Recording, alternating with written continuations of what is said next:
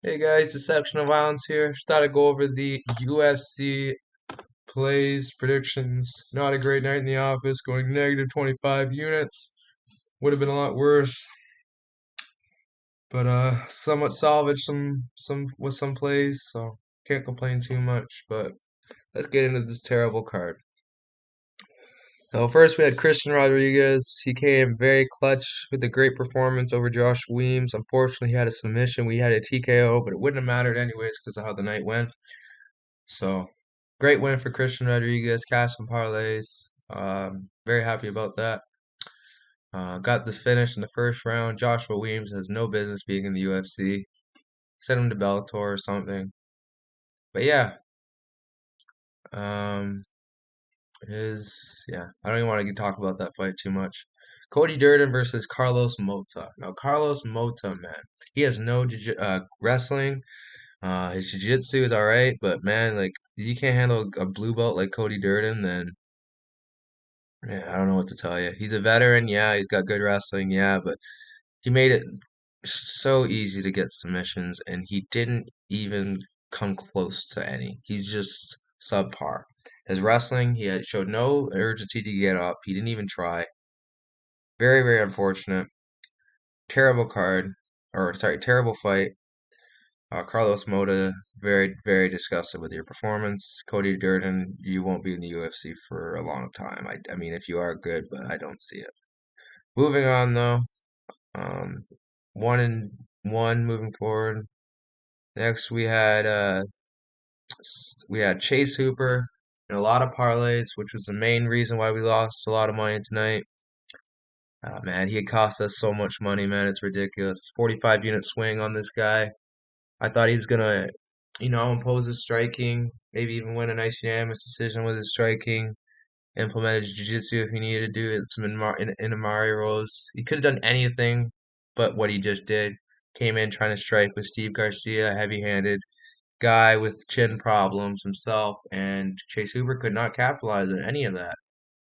Um, really unfortunate. Chase Hooper is just really, really bad at striking. Very chinny. I didn't realize how bad, but yeah, guy should be developed a little more as a fighter before he should get fed to the wolves in the UFC. And unfortunately, one of the wolves got to him. So great win for Steve Garcia. Still not great as a fighter, and I will be fading him moving forward still. But Chase Hooper, man, I'll be fading you forever after that performance. Moving on, we had John Young Park, who I should have chased with.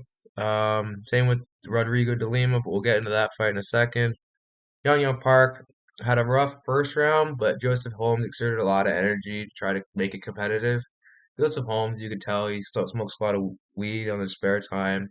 I'm not saying it's a bad thing, but you could tell he doesn't train cardio as hard as everyone else, and it just showed in that fight. He got broken within 2 rounds. Not even at a high pace either. He just broke.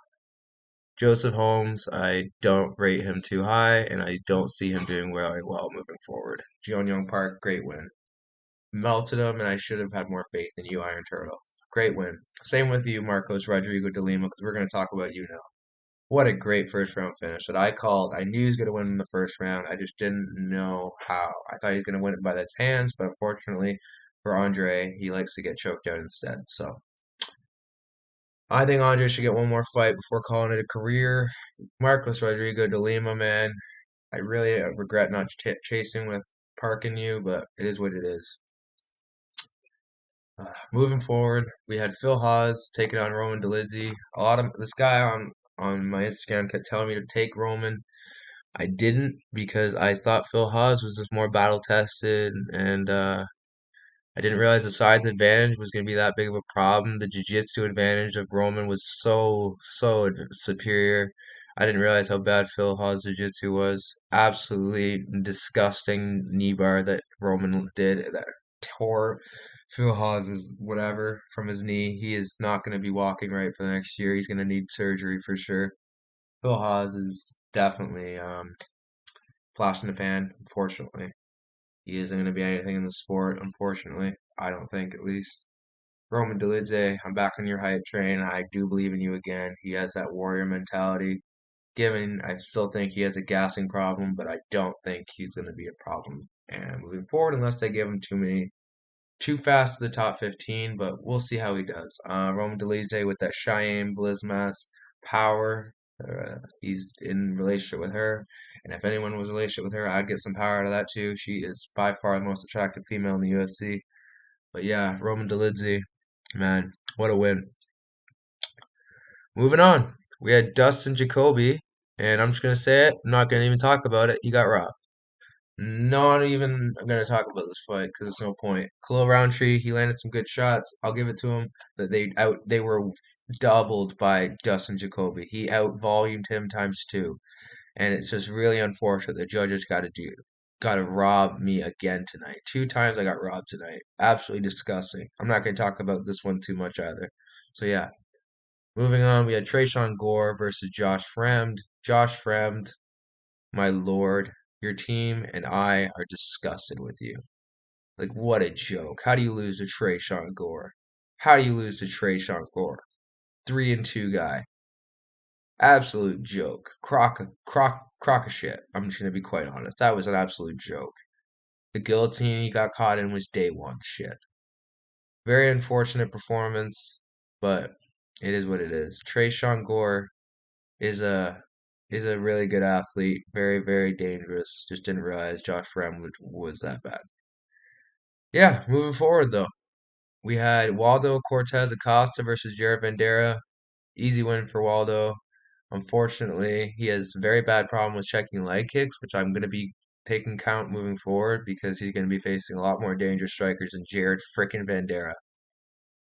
So if he can make it a somewhat close fight with you, then I think you're going to have a lot of guys who are going to have you a lot of problems moving forward. So good win though for Waldo. Good theatrics, made it entertaining. But yeah, moving forward, the main reason why we even salvaged tonight, Max Griffin. Man, this was about to be another robbery with a split decision, but luckily we made it out all right with Max Griffin edging the fight 30-27 on most of the judges' scorecards, 29-28 on a few. But man, oh, he, he I mean, he did break his hand. I'll give him that. I'll give him that, but I don't know. I feel like he should have been able to finish Tim Means. Kevin Holland can. I feel like he should. But it is what it is, you know. Tim Means is I say Kevin Holland is a better jiu-jitsu game than Max Griffin. I mean, I could be wrong, but I'm pretty sure I'm right.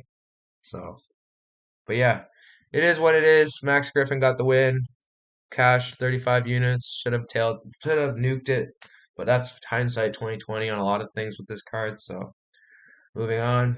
We had the over on the main event. And unfortunately, we got a knee injury on the main event. It is what it is. Arnold Allen, man, he is a beast. He did look really good in that first round. I think he won the first round. He beat the crap out of Calvin Kattar in the first round. But that knee injury was just so unfortunate because Calvin Kattar always comes on later in the fight. So it's really unfortunate that we couldn't get to see that.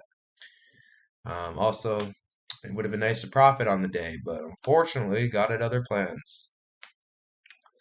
I'm not going to get into this too much other than it's unfortunate. The card was unfortunate. We went 6-5 on predictions, negative 25 units. Just a rough night all around. We have a big week next week. We got Fury FC tomorrow. Let's just make it back, guys, and let's keep cashing. Keep the positive vibes going, and I'll see you next time. See ya.